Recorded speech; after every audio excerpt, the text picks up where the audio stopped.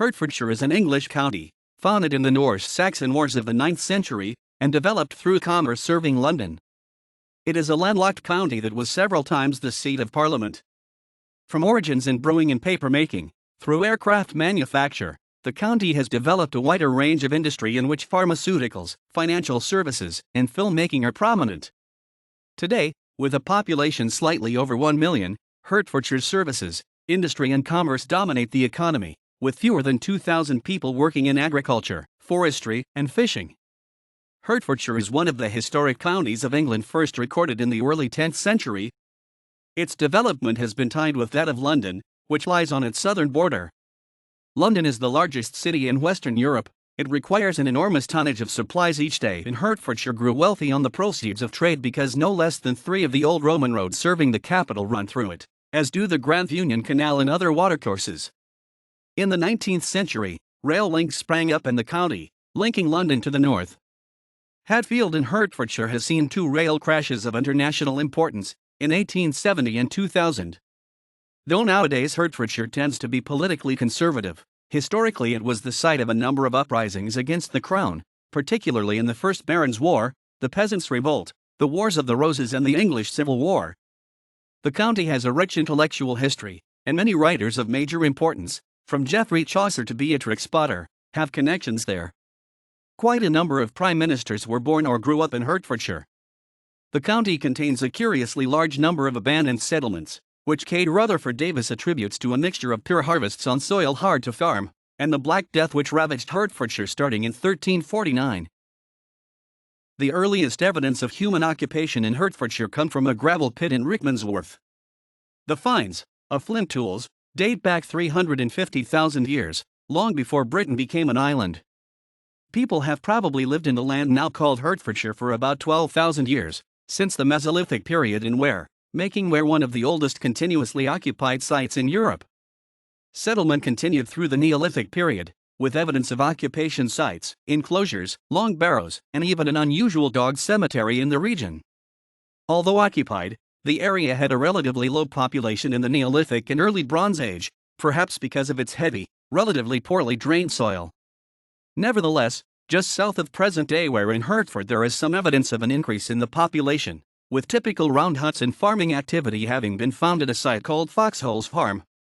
There is no evidence of settlement at Hertford itself from this period, although Ware and perhaps Hertford seem to have been occupied during Roman times. In the Iron Age, a Celtic tribe called the Catavellani occupied Hertfordshire. Their main settlement, or oppidum, was Verlamian on the River Ver, near present-day St Albans. Other oppida in Hertfordshire include sites at Carost near Trading, Wheathampstead, Welwyn, Braffing, and Baldock. Hertfordshire contains several Iron Age hill forts, including the largest example in eastern England at Ravensburg Castle in Hexton. There is a wealth of Iron Age burial sites in Hertfordshire, making it a place of international importance in Iron Age study. The large number of sites of all types indicates dense and complex settlement patterns immediately prior to the Roman invasion. In 55 BCE, when the Romans first attempted to invade Britain, the Catavellani, which is Brythonic for expert warrior, were the largest British tribe. Caesar's report to the Senate said that Cassivellon, Cassivellanus, was leader of the Britons, and Cassivellanus' headquarters were near Wheathampstead in Hertfordshire. On Caesar's second invasion attempt in 54 BCE, Cassivellanus led the British defensive forces. The Romans besieged him at Wheathampstead, and partly because of the defection of the Trinovants, whose king Cassivellanus had murdered, the Catavellani were forced to surrender. However, after the siege of Wheathampstead, Caesar returned to Rome without leaving a garrison. Curnobellinus became king of the Catavellani in 9 or 10 CE and ruled for about 30 years, conquering such a large area of Britain that the Roman writer Suetonius called him Britannorum Rex, in Latin, King of Britain. He built Beach-Bottom Dyke, a defensive earthwork, at St Albans, which may be related to another Iron Age defensive earthwork, the Devil's Dyke, at Cassivellanus' headquarters in nearby Wheathampstead. The Romans defeated the Catavellani again in July 43 CE and this time garrisoned Britain. When the Romans took over, their settlement, laid out in 49 CE, became known as Verulamium. Alban, a Roman army officer who became Britain's first Christian martyr after his arrest at Chantry Island, died in the 3rd or 4th century and gave his name to the modern town of St Albans. Verulamium became one of Roman Britain's major cities, the third largest, and the only to be granted self-governing status. Strong though Verulamium's defenses may have been, they were not enough to stop Boudica, who burned the city in 61 CE. Verulamium was rebuilt, with defenses enclosing a site of some 81 hectares, 200 acres, and was occupied into the 5th century. A number of Roman roads run through Hertfordshire, including Watling Street and Ermine Street. The ancient trackway, the Icknield Way, also runs through Hertfordshire. These are 3 of the 4 highways of medieval England, the other being the Fossway, which does not run through Hertfordshire, which were still the main routes through the country more than 1,000 years later. The first Roman road to be built was the Military Way, constructed very early in the Roman conquest to speed the troops' access north. Later, Ermine Street would be built directly on top of it. After the Anglo-Saxon invasion of Britain, the Hertfordshire area formed parts of the Kingdom of Mercia and the Kingdom of Essex. The main early Saxon tribes there seem to have been the Hipchi, Brahmingas, and Weaplingas. Place names tend to derive from Celtic rather than Saxon, and there is a singular lack of early Saxon place names. The Synod of Hertford, which was the first national synod of the English Church, took place on September 26, 672-3. It was at this synod that the question of Easter was settled, and the Church agreed how to calculate the date of Easter. The synod also marked the end of the conflict between the Celtic Church and the Romanist Church introduced by St. Augustine. King Offa of Mercia, died 796, built a church at Hitchin in Hertfordshire, but it burnt down in 910 CE and the monks moved to St. Albans. Offa defeated Bjornred of Mercia at Purton, near Hitchin, and gave his name to the village of Offley, Offa's Leah. Some sources, including Matthew Paris, who was a monk at St. Albans, suggest he died at Offley, though he was buried 15 miles away in Bedford. One of Offa's last acts was to found St. Albans Abbey. The word Hertfordshire, Saxon Herotfordser or Herotfordser, is attested from 866. The first reference, as Hereford, in the Anglo-Saxon Chronicle is for 1011, but the county's true origins lie in the 10th century, when Edward the Elder established tuvas in Hertford in 912 and 913 respectively. Hertfordshire did not exist in any practical sense in the late 9th century. In the war between Saxon and Norsemen, Hertfordshire was on the front line. When, after the Saxon victory in the Battle of Ethandun in 878, the Saxon king Alfred the Great and Norse king Guthrum the Old agreed to partition England between them, the dividing line between their territories split what was to become Hertfordshire almost through the middle, along the line of the River Lea and then along Watling Street. Their agreement survives in the Treaty of Alfred and Guthrum, which establishes the Danelaw's extent. It seems the land now comprising Hertfordshire was then partly in the Kingdom of Essex, nominally under Norse control, though still populated by Saxons, and partly in the Kingdom of Mercia, which remains Saxon. Alfred was also responsible for building weirs on the River Lea at Hertford, Saxon Herotford, ford used by deer, and where, Saxon Waras, weir, presumably to prevent Viking ships coming upriver. King Edgar the Peaceful is credited with making Hertford the capital of the surrounding shire, presumably between 973 and 975 CE. Alfred died in 899, and his son Edward the Elder worked with Alfred's son-in-law, Ethelred, and daughter, Ethelflaed, to retake parts of southern England from the Norse. During these campaigns he built the tubas of Hertford as already noted. Their sites have not been found, and probably lie beneath the streets of Hertford itself. From Hertford, together with Stafford, Tamworth, and Witham, Edward and Ethelflaed pushed the Danes back to Northumbria in a series of battles. Anglo-Saxon Hertford as an example of town planning is demonstrated by its organized rectangular grid street pattern. There is considerable evidence of a mint in Hertford at this period. Edward the Martyr, from 975 to 978, Ethelred the Unready, from 978 to 1016, and Canute the Great, from 1016 to 1035, all had coins struck there. The mint itself has not been found, but many coins exist. Over 90% of these coins were found on the continent or in Scandinavia, which may suggest they were used for payment of Danegeld. The St. Brice's Day massacre of 1002 probably started at Welwyn in Hertfordshire. The massacre was to be a slaughter of the Norse in England, including women and children. One of those executed was Gunhild, the sister of King Sweyn Forkbeard of Denmark.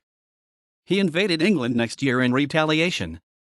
Forkbeard's assault on England lasted 10 years, until 1013, when Ethelred fled to the continent. Forkbeard was crowned King of England on Christmas Day, but only reigned for 5 weeks before dying. Ethelred returned briefly and unsuccessfully until 1016, at which time he was succeeded by Forkbeard's son Canute, who granted the royal manor of Hitchin to his second-in-command, Earl Tovey. After the Norman invasion, Edgar the Etheling, the successor to Harold Godwin's son, surrendered to William the Conqueror at Berkhamsted. William created the manor of Berkhamsted and bestowed it on Robert, Count of Mordheim, who was his half-brother. From Robert's son William de Mordheim it passed to King Henry I, and is still owned by the royal family.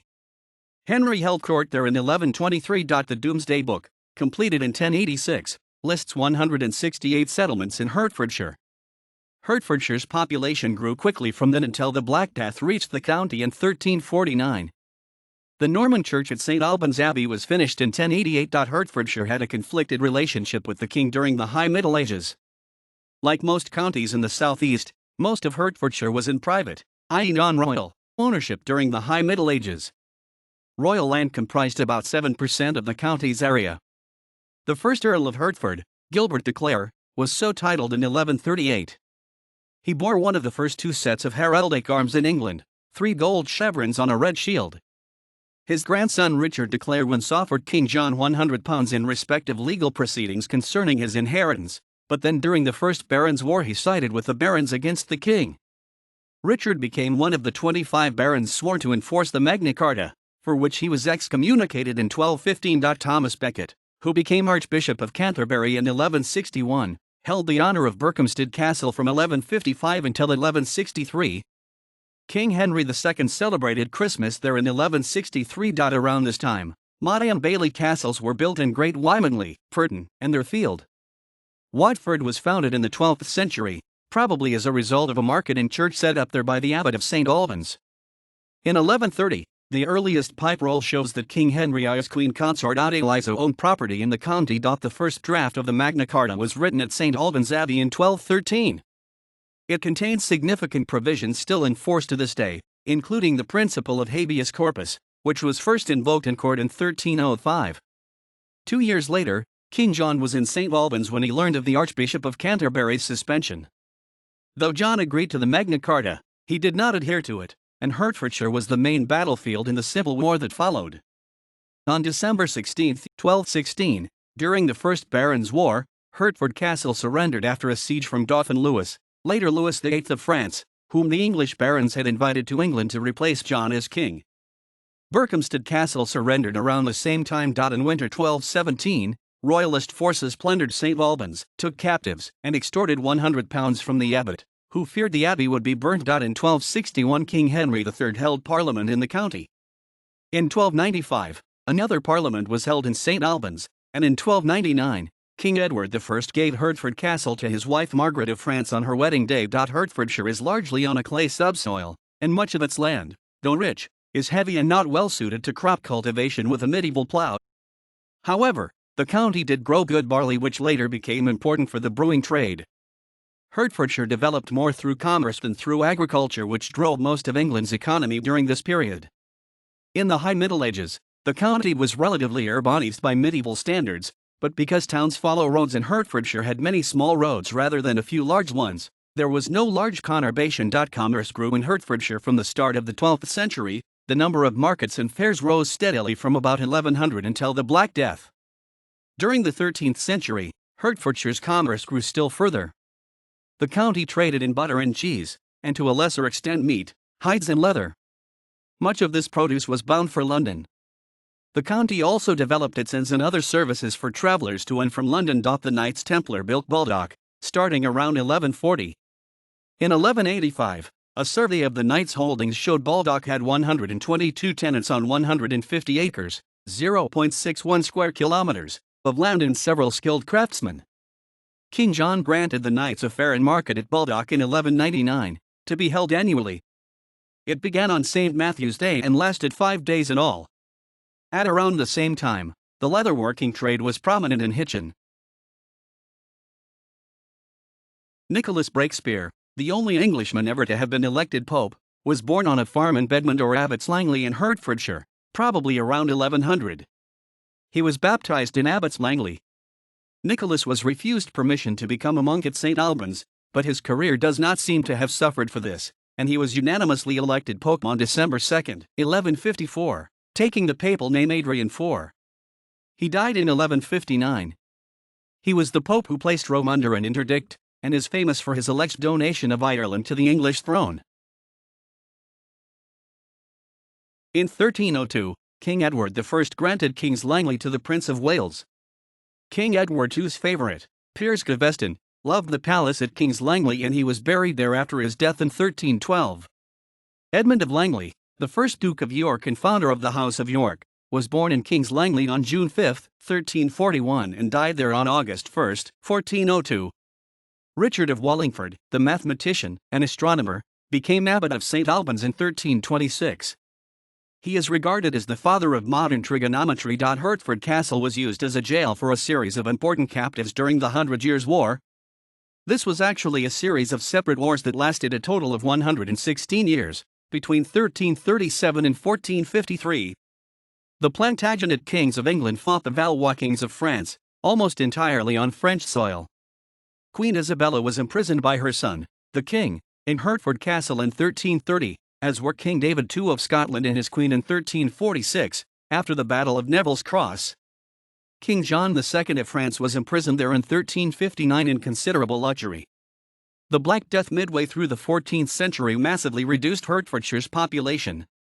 The number of residents probably fell by 30% to 50%, and likely took until the 16th century to recover. This meant many of the settlements in Hertfordshire were abandoned, particularly in the north and east of the county where farm yields were poor. Near Traying, a cluster of deserted medieval villages can still be seen. However, the residents who survived grew richer.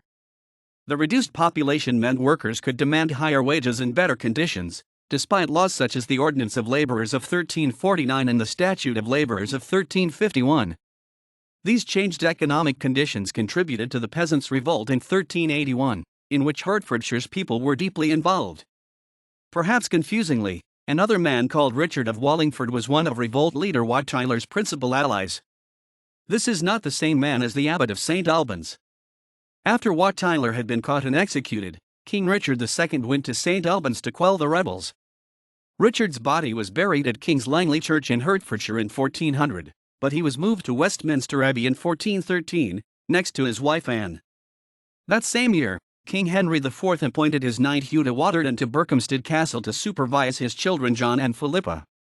King Henry IV moved his government temporarily to St. Albans early in his reign for fear of public opinion in London. He gave the castle in honour of Hertford to Edmund, Earl of Stafford, and his wife Anne. Edmund was killed at the Battle of Shrewsbury in 1403. King Henry IV married Catherine of France on June 2, 1420, and gave Hertford Castle to her. In 1413, King Henry V kept Easter at King's Langley. He gave the alm of a groat to the poor.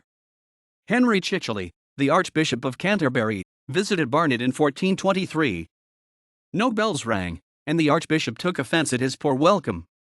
When he returned in 1426, the church doors were sealed against him. 3 important battles of the Wars of the Roses took place in Hertfordshire.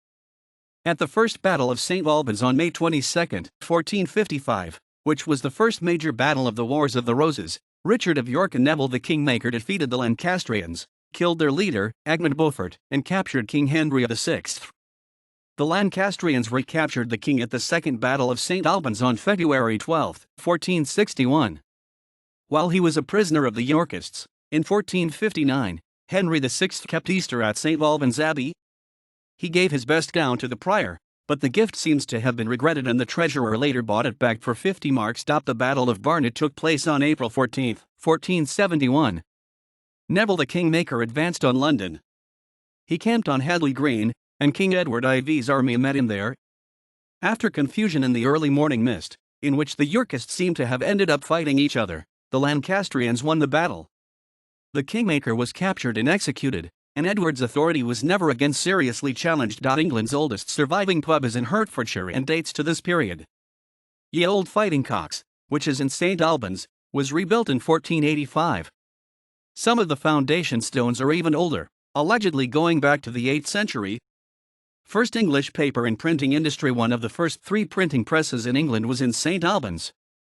England's first paper mill, which was the property of John Tate, stood in Hertford opposite today's County Hospital from 1494, visited by Henry VII twice and producing a star and circle watermark on some versions of the papal bull recognizing his right to reign over England. The long Elizabethan peace and turmoil in Europe conspired to raise English commercial power during the Renaissance. European refugees also contributed to English wealth. London was the center of this new power, and Hertfordshire's commerce benefited accordingly. In November 1524, Catherine of Aragon held court at Hertford Castle. On May 3, 1547, King Edward VI granted his sister Mary the manor and castle of Hertford, tolls from the bridge at Ware, and the manor of Hertingfordbury. Under Mary, who as queen earned the sobriquet Bloody Mary, 3 heretics, that is, Protestants who refused to become Catholic, were burnt at the stake in Hertfordshire. William Hale, Thomas Faust, and George Tankerville were executed at Barnet, Ware, and St. Albans respectively. In 1554, Queen Mary granted the town of Hertford its first charter for a fee of 13 shillings and 4 pence, due annually at Michaelmas. Queen Elizabeth I lived at Hatfield Palace near Hatfield as a girl. When plague ravaged London, she held parliaments at Hertford Castle in 1564 and 1581. The law courts moved to St. Albans for the same reason. During her reign, Hertfordshire was specifically commended for its soldiers' efficiency. In the mobilization of 1588 for the Anglo-Spanish War, the county sent 25 lances and 60 light horse to Brentwood, 1,000 infantry to Tilbury, 1,000 to Stratford-atte-Bow, and 500 to guard Her Majesty's person. The arms of Hertfordshire were granted next year. In 1602, founder of Hartford, Connecticut, Samuel Stone was born in Fore Street, Hertford. King James I was often in Hertfordshire and had several works carried out in the county. He built Theobald's Park, enclosing a large tract of southern Hertfordshire in a wall. Parts of the wall still exist. He also had a hand in creating the New River, which was the brainchild of Welsh entrepreneur Hugh Middleton, an artificial watercourse that predated the building of England's canal network by over a century. James I, who was a confirmed dog lover, also built a huge kennel, about 46 feet 14 meters long, and dog yard, over half an acre in size, at Royston. He seems to have loved Royston and spent considerable time there, hunting and feasting and enjoying himself, so much so that his favorite dog, Jowler, returned one evening with a note tied to his collar. The note read, "Good Mr. Jowler, we pray you to speak to the king, for he hears you every day and so he doth not us, that it will please his majesty to go back to London, for else the country will be undone. All our provision is spent already and we are not able to entertain him longer." During the Civil War, the county was mainly parliamentarian. St. Albans was an especially staunch parliamentary stronghold. In the course of this war, deserters and mutineers among the various encamped armies ravaged the Chilterns, plundered Asheridge, rifled Little Gadsden Church and broke open its tombs. In 1645, a dozen men of Oliver Cromwell's new model army were hanged for outrages against the people of the county.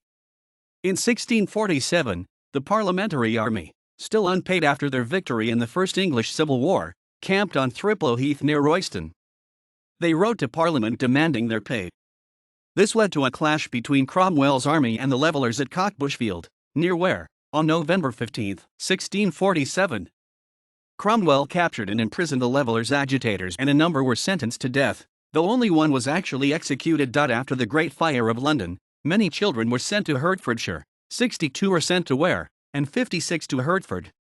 A few years later, the mayor and people of Hertford petitioned King Charles II to confirm, amend, and expand the town's charters. Inquiries were made as to whether anyone would object, and 3 prominent men did, but the Attorney General dismissed their objections on grounds of malice in 1680. The town henceforth had its own coroner, who doubled as the town clerk, and both the court day and market day were changed so as not to coincide with nearby markets at Ware, Hoxton, or Hatfield. In 1683, there was a plot to assassinate Charles II and his brother as he passed through Ryehouse in Hertfordshire. Unfortunately for the plotters, the royal party was early, so the opportunity was missed. When the plot was discovered, it became a pretext for a purge of the Whig leaders. In the last 2 centuries, Hertfordshire's population has multiplied tenfold. Around the end of the 18th century, its population was around 95,000. In 1821, it was just under 130,000. In 1881 it was just over 203,000, and by 1921 it was just over 333,000. By the 2001 census, it was 1,033,977. During the 18th century, brewing became an important industry in Hertfordshire. Smallpox broke out in Hertford Jail in 1729 and spread into the town. The next year, smallpox hit Hitchin, killing 158 people. The River Lee Navigation Act of 1739 led to the river being improved, becoming navigable as far as Ware. Locks were built in Ware, Broxbourne, and Stansted, presumably Stansted Abbots rather than Stansted Mountfitchet, which is not on the Lea. By 1797, the Grand Junction Canal, now called the Grand Union Canal, was being cut. Its highest point is the trading summit in Hertfordshire, which was formed in 1799. Because a canal barge can hold so much more than a wagon, the waterway's expansions increased the quantity of supplies that could reach London, and the amount of refuse and manure that could be carted away. Mobilization for the 7 Years' War affected Hertfordshire. In 1756, £350 was paid to the inns and public houses of Ware for the troops staying with them. The next year, Pitt's army reforms made Hertfordshire liable to provide 560 officers and men. The county also contributed soldiers to the French Revolutionary Wars. On May 7, 1794, lists opened for the Hertfordshire Yeomanry Cavalry Regiment, which comprised 5 troops of cavalry. The Loyal Hemel Hempstead Volunteers formed in 1797. 2 further troops of volunteers were raised in 1798, at Borehamwood and Sawbridgeworth, and the same year, the Hitchin Volunteers were also raised, but their duty was only to defend land within 3 miles, 4.8 kilometers, of Hitchin. In 1795, Dr. Walker wrote a report on agriculture and forestry in the county. He said Herts is justly deemed the first and best corn county in the kingdom, an assessment that may not be free from local bias. It nevertheless shows how more advanced farming techniques and soil improvement programs had enabled farmers to work Hertfordshire's heavier soils to better effect since the Saxon-Norse Wars. Thanks to a rapidly increasing population and improved record-keeping practices, the volume of paper records for Hertfordshire in the 19th and 20th centuries is huge. Many of these documents are written or printed on paper made locally, at a time when papermaking joined brewing as another dominant industry in the county. In 1809, John Dickinson purchased Apsley Mills in Hemel Hempstead for his newly patented paper-making machine. In a dispute with the Society of Papermakers in 1821, he dismissed the men involved and trained replacements. By 1825, Apsley and Nash Mills in Hemel Hempstead were using steam power to produce paper. Dickinson patented his silk thread paper in 1829, which was used, among other things, for exchequer bonds, and had to be made under supervision from 2 excisemen. He built Croxley Mills, near Rickmansworth, in 1830, and Abbots Hill, Nash Mills, in 1836. In 1840, the uniform penny post came in. Dickinson made paper for the stamps, and also for the Mulready envelopes. He built a private gasworks at Apsley in 1851. In March 1886, John Dickinson and Company Limited was incorporated with £500,000 in capital and 10 acres, 40,000 square meters, of glass houses. By 1900, the company had 264 acres, 1.07 square kilometers, of glasshouses in the Cheshunt area. Rothamsted Research, previously known as the Experimental Station and then the Institute of Arable Crops Research, is one of the oldest agricultural research institutions in the world, at its Harpenden site. It was founded by a fertilizer inventor in 1843. The 19th century was also a busy period for the military. 10 corps of volunteer infantry were formed in 1803. In 1804, the clock tower in St. Albans signaled news of the Battle of Trafalgar by semaphore. The Duke of Wellington earned the freedom of the borough of St. Albans after Napoleon's defeat in 1814. The Hertfordshire Regiment became the 4th Battalion of the Bedfordshire Regiment in 1891, and in March 1900, the 42nd Hertfordshire Company of the Imperial Yeomanry landed at Cape Town. Cecil Rhodes, who founded De Beers in the state of Rhodesia, now Zimbabwe, was born in South Street, Bishop Stortford, in 1853. The house is still standing, and has been adapted into a museum. He spent much of his youth in South Africa, but returned to Bishop Stortford in 1873. The first branch railway line in England was the Aylesbury one, which opened in 1839. It had a station in Hertfordshire, at Marston Gate. Another rail line grew out from London towards Cambridge, reaching Broxbourne in 1840, Harlow in 1841, and Bishop Stortford in 1842. A branch to Hertford opened in 1843. The first Hatfield train crash took place on Boxing Day, 1870. The London Underground rail line reached Rickmansworth in 1887. The two flagship garden cities of Letchworth and Welwyn were central to the development of town planning in England. The first Garden City Company formed in 1903, with £300,000 of capital, and by 1914, Letchworth had a population of around 10,000. Ebenezer Howard bought nearly 1,500 acres, 6.1 square kilometers, in 1919, and the first house in Welwyn Garden City was occupied in 1920. The town's official date of founding was 29 April. In the First World War, the Hertfordshire Yeomanry mobilized in September 1914 and were almost immediately deployed to Egypt. The 2nd London Division of the Territorial Force had their headquarters at St Albans, and the North Midland Territorial Division was billeted there as well. The 1/1 St Hertfordshire Regiment landed at Le Havre in November, and saw action in the Ypres salient that month. The Hertfordshire Volunteer Regiment formed on May 15, 1915. On October 13 of that year, a Zeppelin raid hit North Road in Hertford, destroying houses there. In 1916, the Hertfordshire Regiment was transferred to 39th Division and fought at St Julian. 2 Victoria Crosses, VC, were awarded to Hertfordshire men in 1916, one to Corporal Alfred Alexander Burt and one to Lieutenant William Leaf Robinson, who shot down the first German airship of World War I, a Schutte Lanz over Cuffley. 2nd Lieutenant Wolfston Tempest shot down a Zeppelin on October 2 of that year, and it came down in Potter's Bar. The 1st Battalion of the Hertfordshire Regiment fought near Achy at Legrand in 1918, and then at the Battle of Havrincourt. It also fought in the advance to Gissignes.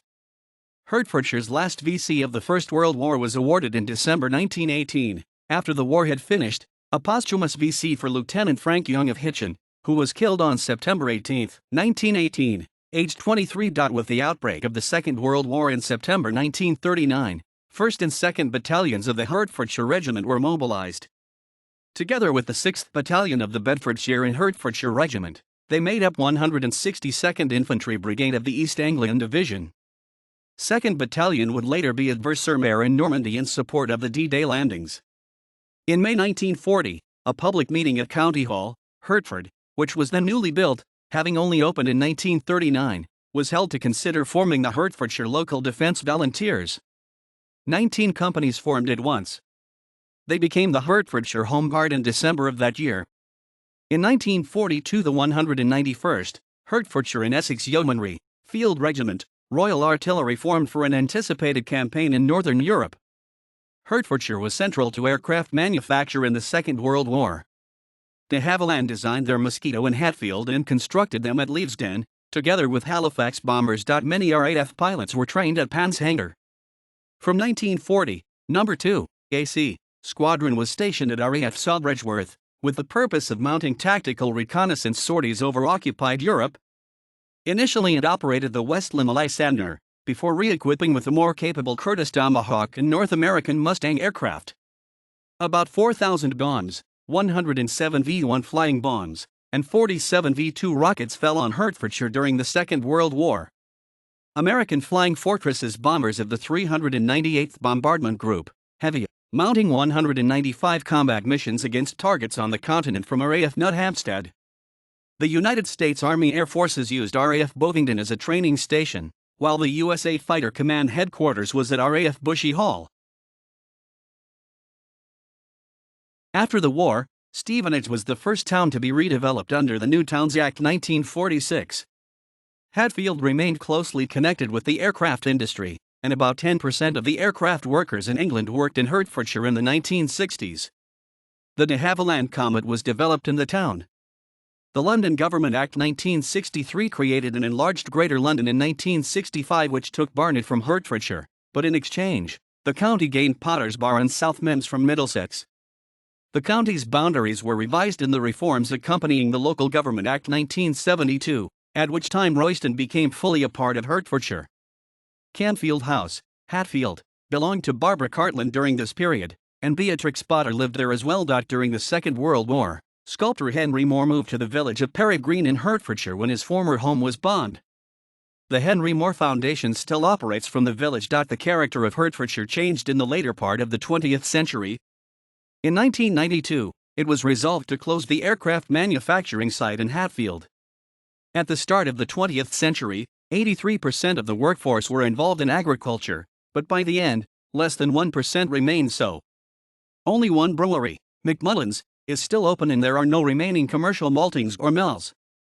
Nowadays, Hertfordshire has become a service and administrative centre containing the head offices of several important companies, see here, and a dormitory for London. A growing trend is research and development, notably for Glaxo and at the University of Hertfordshire, which, from relatively humble beginnings as Hatfield Polytechnic, now has over 23,000 students. On October 17, 2000, a major rail crash took place in Hatfield.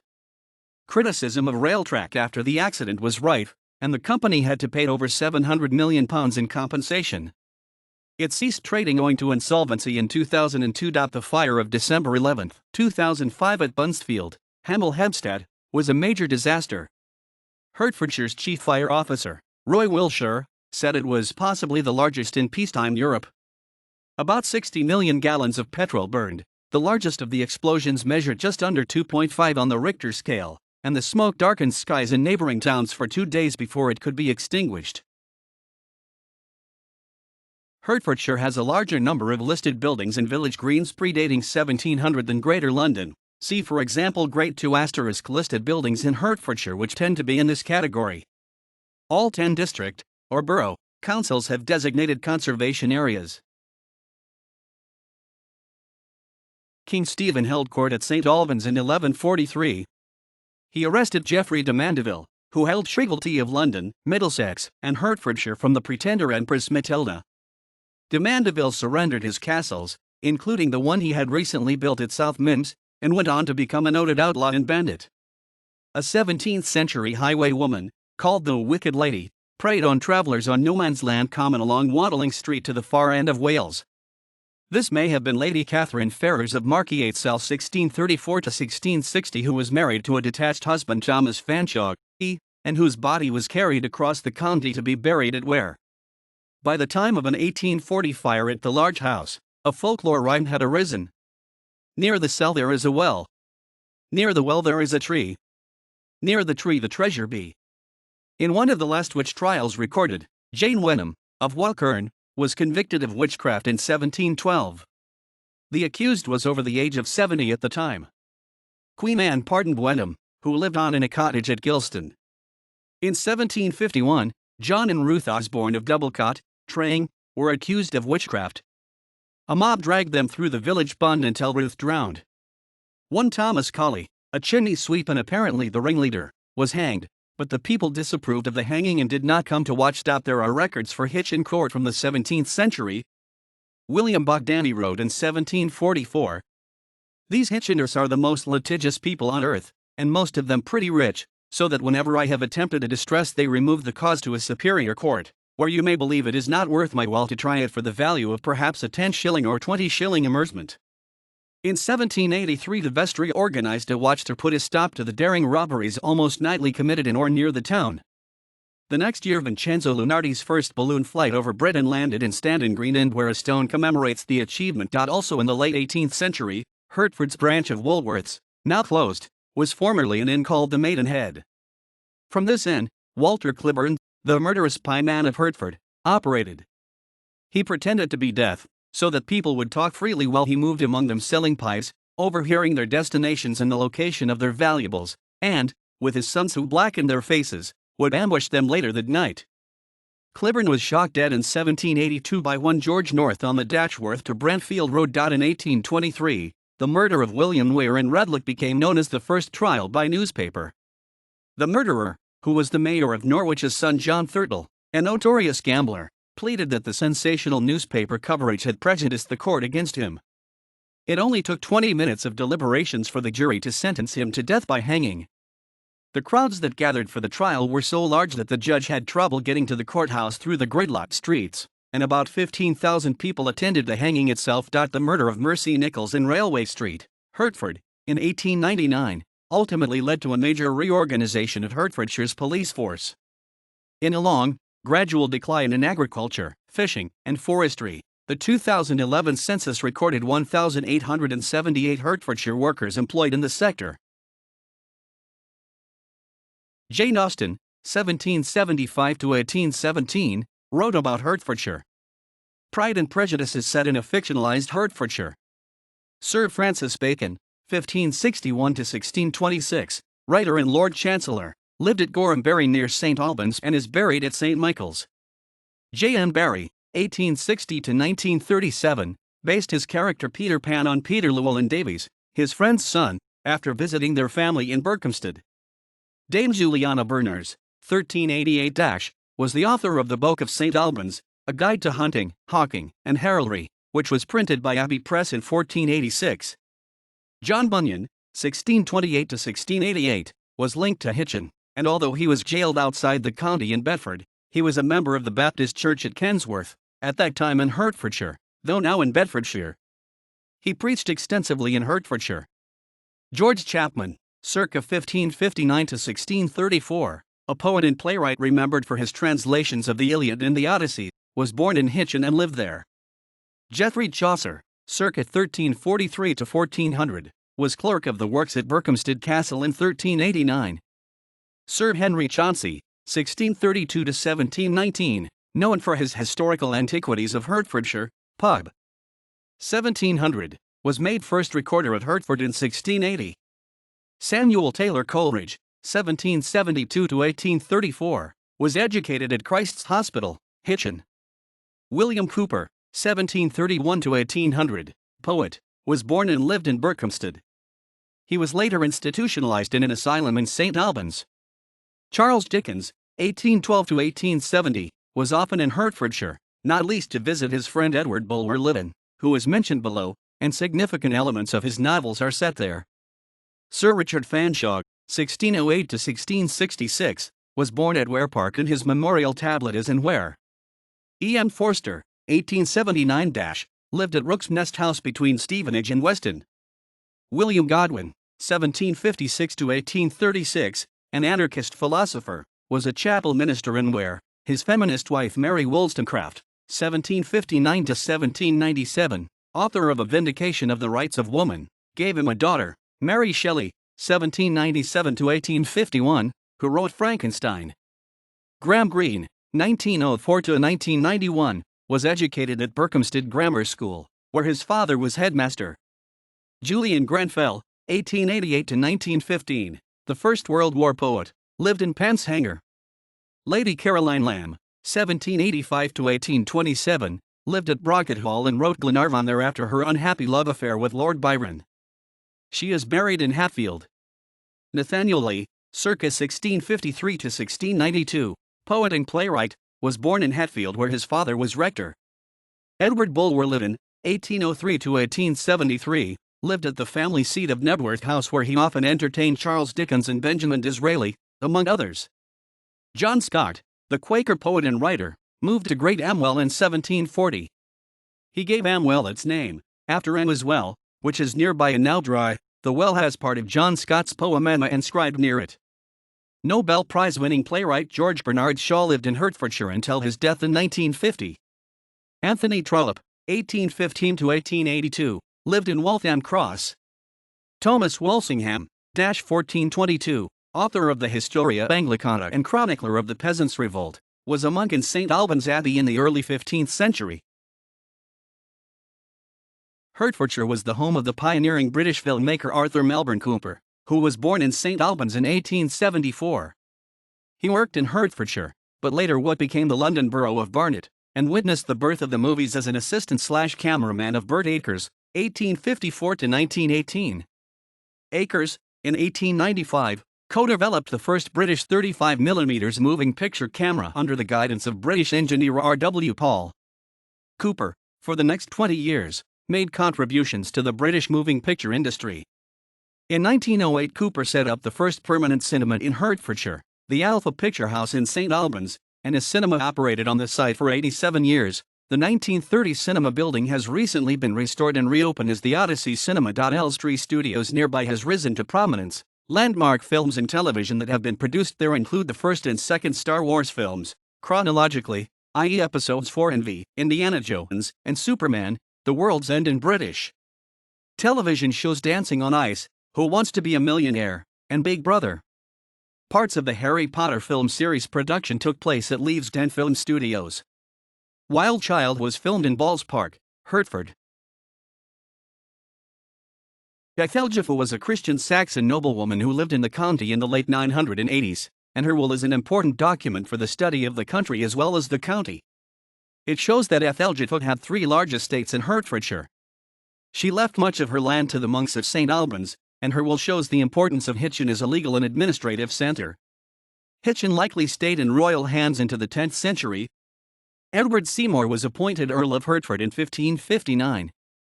He married Lady Catherine Grey, who was Lady Jane Grey's sister, in 1560. As Catherine was in line for the throne, she needed Queen Elizabeth's permission to wed, and because this was not sought, the marriage was held in secret with Edward's sister, Lady Jane Seymour, as the only witness. However, when Catherine became visibly pregnant, she had little option but to reveal her marriage and, at her request, Lord Robert Dudley told the Queen. An angry Elizabeth had the Earl and Countess of Hertford interned in the Tower of London and annulled their marriage. Sarah Churchill, one of the most influential women in English history, was born as Sarah Jennings in St. Albans in 1660. She married the Duke of Marlborough, rose to high favour with the crown, then fell out with the Queen and was dismissed, but returned to court after the Queen's death. She argued with many important people in the late 17th and early 18th centuries, grew very rich, toured the continent and built Blenheim Palace. Winston Churchill and Diana, Princess of Wales, were both descended from her. A new title, the Earl of St. Albans, was created in 1628 with a short and undistinguished history, effectively wiped out in the Civil War shortly thereafter. Rather than revive the earldom, Charles Beauclerc, illegitimate son of King Charles II and Nilgwyn, was made Duke of St. Albans in 1684. This peerage is as of 2020 on its 14th Duke. Robert Arthur Gascoigne Talbot Cecil, the Marquess of Salisbury, was born at Hatfield House on February 3, 1830. He also died there, 73 years later. In a distinguished political career, he would go on to become the Prime Minister 3 times and Foreign Secretary 4 times. William Lamb, Viscount, Melbourne and again Prime Minister, lived in Hertfordshire and at one stage was its co-member of Parliament. He died at Brocket Hall. After the Local Government Act 1888, the first county councillors in Hertfordshire were elected on 17 January 1889. Arthur Balfour, though born in Scotland, was educated in Hertfordshire before going to university at Cambridge. He served as MP for Hertford before being elected as Prime Minister in 1902. He resigned as Prime Minister in 1905, at which time he was the first Prime Minister to own a car.